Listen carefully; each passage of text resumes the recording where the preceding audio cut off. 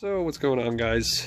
I know I've shown you my WRX before, introduced you to my 18 Subaru right here, but I don't think I've ever shown you my C5 or C6 Corvettes. The C6, pretty much standard, lowered on stock bolts, 19-inch wheels. Inside it's just got a short shifter and a custom in-dash player, and then it's got the axle back Borla exhaust, so nothing too special about it. The C5 has got a lot more work done to it so far, so still not finished yet. As you can see, the hood is off, which means I'm about to start working on the engine.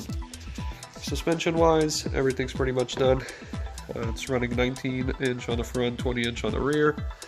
I also upgraded the calipers, or not the calipers, the rotors. It's got BC Racing coilovers. All the suspension components have been painted. So I'm going to try to take one of the wheels off soon, just to show you guys what that looks like. Inside, it's got the Corvette Evolution X seats and the 5-point harness. It also has the harness bar. Got the Momo steering wheel and the Hirsch short shifter, which is a lot stiffer than my C6 short shifter. It also has the Kenwood in-dash player.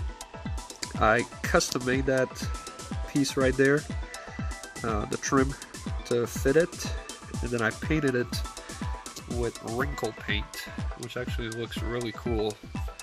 And even though it looks really textured, it's really smooth to the touch. Let's pop the trunk. The trunk just has my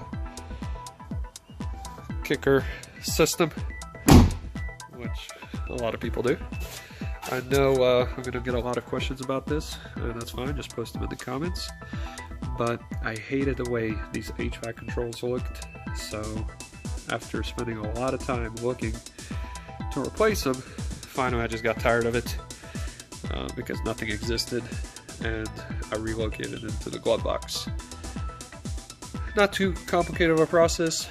You just snip off the connector, solder on new wires, and then run the wires pretty much behind there and into the glove box.